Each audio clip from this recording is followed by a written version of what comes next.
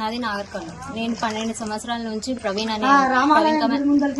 కుమార్ అనే అబ్బాయిని లవ్ చేస్తున్నా. ఆయన కూడా లవ్ చేస్తున్నాడు. పెళ్లి చేసుకుంటా అని ఆర్థికంగా శారీరకంగా అంతా వాడుకొని పెళ్లి చేసుకోను, నువ్వేమైనా చేసుకో, నువ్వు కేసు వేస్తావా, కేసు వేసి అంటే నేను ఏం చేసిన, పెళ్లి చేసుకుంటావా లేదా అని అడిగి 12 సంవత్సరాల నుంచి అడిగి ఆయనకి పోయి కేసు వేసిన. కేసు వేస్తే ఆడ నాకు ఏ న్యాయం జరగలేదు.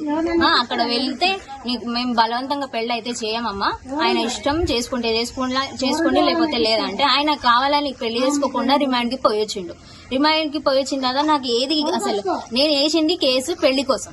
పెళ్లి చేసుకుని ఆయన సంసారం చేయాలి కదా. 2 సార్లు అబార్షన్ చేపించి అంతా వాడుకొని అంతా తీసి టిష్యూ పేపర్ లాగా ఎప్పుడు వచ్చినప్పుడు టిష్యూ పేపర్ లాగా వాడుకొని అంతా చేసి ఇప్పుడు ఏం చేయాలి నేను? నాకు ఏ సపోర్ట్ లేదు. నేను ఇండిపెండెంట్ గా వచ్చిన.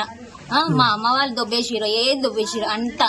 నాకు ఆర్థికంగా లేదు, ఏది రకంగా లేదు. నాకైతే పెళ్లి కావాలి, ఆయనకు నాకైతే నాకు